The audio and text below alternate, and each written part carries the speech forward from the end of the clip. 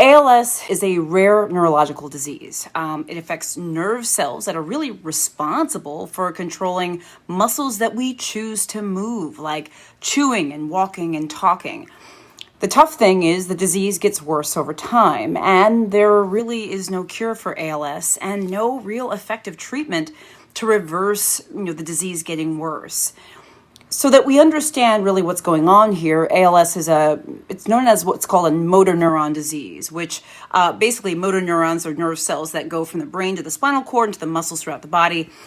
As these motor neurons sort of deteriorate, they actually stop sending messages to the muscles, and the muscles weaken. And eventually, the brain loses its ability to initiate and control some of these movements that we need to control, chewing, walking, talking, things like that. Unfortunately, we really don't understand the cause. I mean, we think that there's part genetics and part environmental causes that may be playing a role. We don't exactly know why ALS strikes some people and not other people. There's a lot of things that we don't know. Early symptoms of ALS usually include things like muscle weakness or stiffness. Gradually over time, people lose their strength, their ability to speak, to eat, to move, and to even breathe. This is the tough part.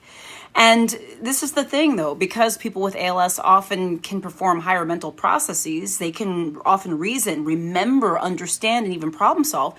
Oftentimes, these folks are actually aware of the fact that they are losing their function as time goes on, and it can be really distressing, can cause anxiety, depression, as you could only imagine. A couple of things to keep in mind, there's a lot we don't know about the disease, but we do know that it can strike at any age, but most commonly strikes at the ages between 55 and 75. Men are slightly more likely than women to develop ALS.